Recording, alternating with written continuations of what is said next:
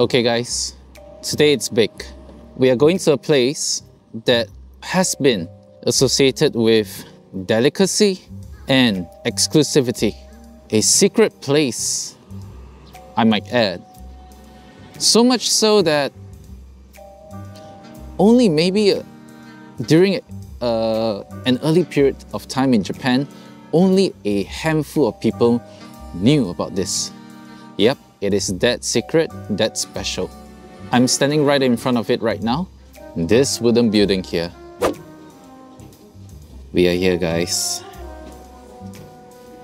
Apparently, there are 3 levels. Going up the stairs just now, there is a sense of luxury. Hi, arigatou gozaimasu. An air of luxury to this place. This is just one small compartment of level 2. Let's take a look around. The name of this secret hideout, or this exclusive place, or this delicacy shop, is called Ganso Hakata Mentaiju. Now, what is so special about this place, you might be wondering? Opened in 2010, Mentaiju has its historical origins as a restaurant in Nishinakasu, Fukuoka. And that was no ordinary restaurant. Apparently, Mentaiju was once a restaurant used exclusively by major companies. And the general public was not even allowed to enter the place at all. What? It was also said that Mentaiju served a dish so special that it was only known to those in the know, and only they could taste it. You might be wondering now, what is this dish? But hold up! Before revealing, let me tell you why it was so special. Because it involved this particular ingredient. Mentaiko. Yes, the iconic flavor of the sea with its strong umami taste. Oh, so delicious! Oishii! Mentaiko is essentially the eggs of a cod fish. Did you know that mentaiko and its eating and use of originally came from Korea? Japanese people adopted the practice of eating codfish raw from their time in Korea, and upon their return, began importing mentaiko from the Korean peninsula. In addition, due to its proximity to the Korean peninsula, Fukuoka became a major place for mentaiko. In fact, Hakata city in Fukuoka is the place where mentaiko was first produced in Japan. These days, mentaiko has been commercialized and is readily available and cheap. However, fresh and matured mentaiko is a different story altogether. These mentaiko have firmed egg grains and a rich and creamy sea flavor with a right amount of saltiness to them. And due to its extensive and time-sensitive preparation, fresh and matured mentaiko are often expensive and difficult to find. And this is where Ganso Hakata Mentaiju comes in with their special dish. Bang! Looking back at it now, I can't believe how fabulous this looked. Ooh, what a luxurious feel this is. This is the Hanmen set. Look at this treasure box here. Even the looks of it just screams, open, open, open! And would you look at the Tsukemen right here? Even without the soup or broth, the noodles are glistening with mochiness and greatness. Look at that decadent mentaiko soup broth for the noodles! Simply looking at it will make anyone want to stretch into the screen and try it right now. Are you ready to open the treasure box? Boom! There are just some dishes here in Japan where even without tasting, you know it's gonna be too yummy. This is it. This just looked too oishi. Ooh, you know it looks so luxurious that you don't feel like eating it because it looks so beautiful.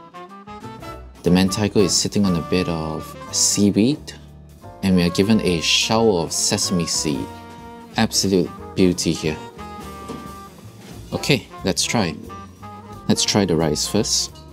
Really bathed in sesame seed. The sesame seed gives the rice a very nutty kind of fragrance. Pretty good. Very soft, very moisturized. Premium Japanese rice. Yes, the main actor in this was definitely the mentaiko, but by golly, the rice was insanely delicious. It was also well moistured, so much so that you could solidly make out every single grain. We have to understand one thing. In Japanese cuisine, especially dishes where rice is involved, such as donburis and sushis, if inferior rice was used, or the rice isn't prepared or cooked well, it will almost immediately be picked out by a local Japanese here. That's how serious Japanese treat their rice. Now let's have a go with the mentaiko. Oh, individually sliced. Look at this. What a beauty here. Look at the mentaiko richness. Oof. Look at that. Fresh mentaiko here. Wonderful. And over here you have your garnishing. Wonderful, isn't it? Look at the color of the mentaiko here. Wonderful. Perfect.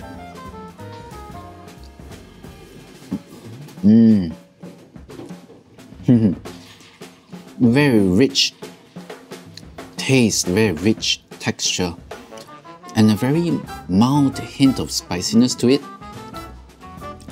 which is pretty customary for mentaiko. But this one is just a very, very slight tinge of it. Doesn't affect the mentaiko taste at all. In fact, I feel it's good. It gives a good punch to the mentaiko. Now, also overall, I noticed one thing. Usually for mentaiko, it tends to be, clunky, lumpy, and also sticky. But this mentaiko is really smooth. Not one hint of stickiness at all. And I noticed one thing, the mentaiko is actually wrapped with kombu. Yeah, it overall enhanced the seafood flavor to balance out the mentaiko richness to perfection. Fantastic. Yep, I'm done. Have a look at this. Finished. Alright, now it's time for the Tsukemen. There is no need to adjust your screens. Nope, you're not saying anything wrong or weird. This is the actual mentaiko soup broth for the noodles.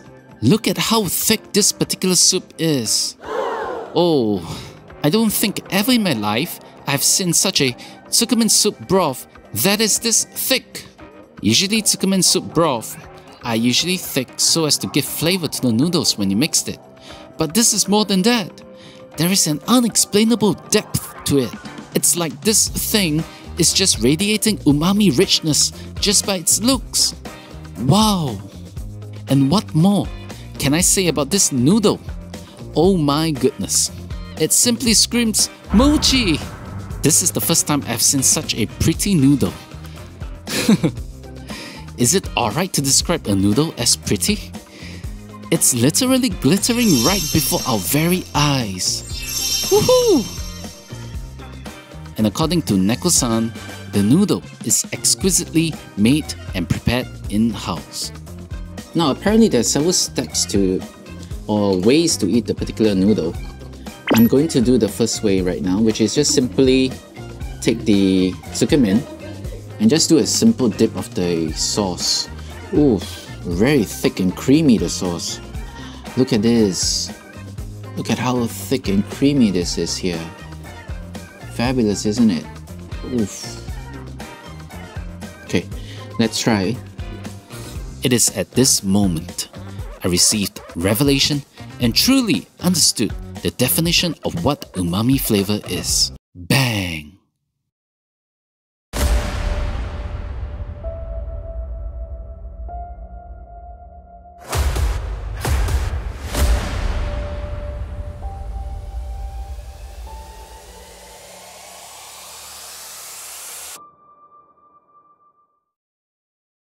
Coupled with the very mochi and chewy noodles, upon chewing, it feels as if in real time, loads and squeezes and oozes out all the rich mentaiko umami flavor. Oh, I can't get enough of this particular mentaiko gravy here for the Tsukemen.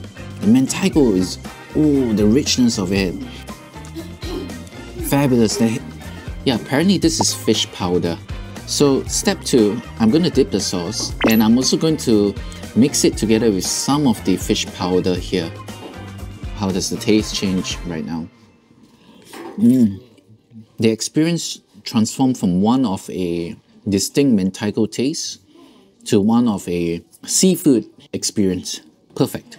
This whole meal thus far, it taught me how exquisite mentaiko could get.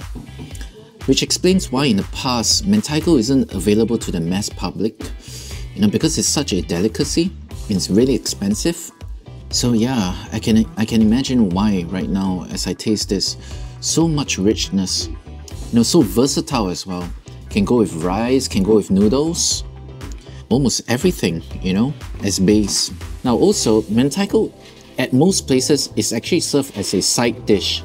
Ganso Hakata Mentaiju is actually the first place that serves mentaiko as the main dish. So perfect here. Look at this richness right here, guys. Look at this. Oof. Let me bring delicacy right in front of your eyes here. Perfect, isn't it? Wonderful. I noticed one thing as well. There is no hint of fishy aftertaste. So actually it speaks to the level of freshness that you're getting at this particular shop. Alright guys, now is for the final step. I'm supposed to add this particular soup. This is the Tokusei Wari soup. The main purpose of it is actually just, currently the Tsukemen gravy is very thick.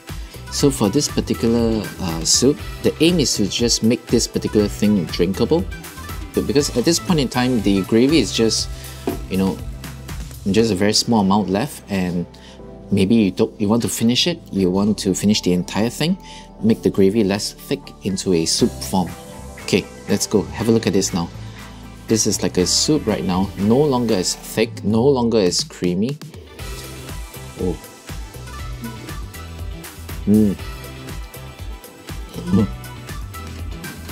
It becomes like a ramen soup. Yep, that's it. We are done.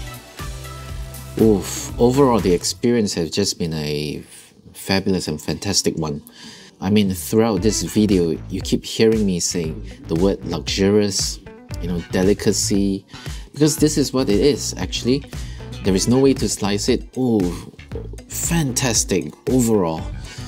You get a very sort of a exquisite, high-class type of experience over here. I've yet to taste, such a delicious and fresh mentaiko. Yeah, we've eaten a lot of mentaiko franz or mentaiko baguettes. Those mentaikos pale in comparison to this right here, because this is fresh, smooth, rich, not overpowering in terms of its saltiness. Not clunky, not lumpy, not sticky. This is the first time I've experienced such a thing. The combo that wraps around the mentaiko gives it a very unique flavor already, and also the mentaiko is not, there is a hint of spiciness in it, but it's not too overpowering. It's just a tinge of it, that gives a sort of refreshing kind of experience each time you chew upon the mentaiko. Wonderful here. Oh, what a fantastic meal overall. Over here, the service is great as well. All the staff here is expert in the field of mentaiko here, so you can ask them any questions. They'll be glad to answer how to eat the dish, what sort of steps you should do to get the maximum out of the set that you bought. Fantastic here.